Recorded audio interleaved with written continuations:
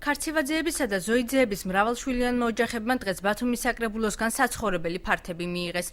ზოიძეებს თვითმმართველობამ 98 კვადრატული მეტრის ბინა ბაგრატიონის ქუჩის რეაბილიტაციისას დანგრეული ბინის სანაცვლოდ, ხოლო ქარცივაძეებს საცხოვრებლის არარსებობის გამო რემონტის თანხასთან ერთად გადაეცა. ემოციებს ვერ გამოვხატავთ, ასეთ ბედნიერი დღე გაგვითენდა, თუმცა ამ დღემდე დიდი დრო გაიარა.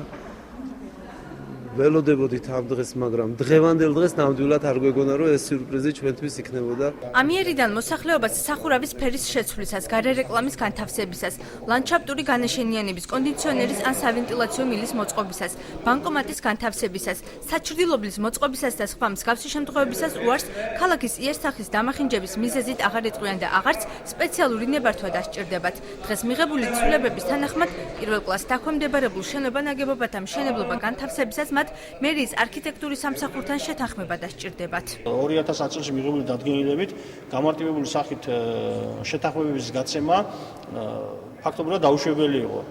ვინაიდან ქალაქის იერსახით იყო ახსნილი ეს თემა, თუმცა ჩვენ მივიჩნიეთ, რომ ძალზე დიდი შეღავათი იქნება ჩვენი ქალაქის მოსახლეობისათვის და თვითონ ჩვენთვისაც მუშაობის პროცესში, რომ მსგავსი მარტივი ტიპის შეთანხმებების გაცემა მოხდეს გამარტივებული წესით.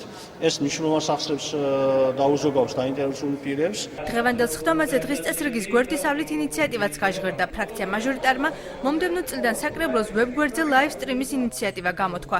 იდეას საკრებულოს დარბაზში მოწინააღმდეგე არ ჰყოლია, შესყიდვა კი საკრებულოს 20,000 ლარი დაუჯდება. იქნება ფაქტიურად პირდაპირ ეთერი ჩვენს საიტზე, ამასთან ერთად ის ვიდეო ჩანაწერი განთავსდება, რა თქმა უნდა, დაარქივდება საიტზე.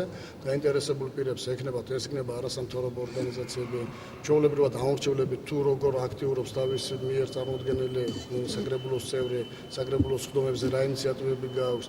და რაც თავარი არის ჟურნალისტებისთვის იქნება ძალიან მომგებიანი ერთი მარტივი მიზეზის გამო, რომ შეეძლებათ მათ საკუთარი ელემენტარულად საიტზე შესვლით გადაამოწმონ ესა თუ ის ინფორმაცია. დღეს საკრებულომ 30 საკითხზე იმსჯელა, მათ შორის იყო ქუჩებისთვის სახელების მინიჭების, ბიუსტების ადგილმონაცვლეობისა და ახალი ძეგლების განთავსების საკითხები.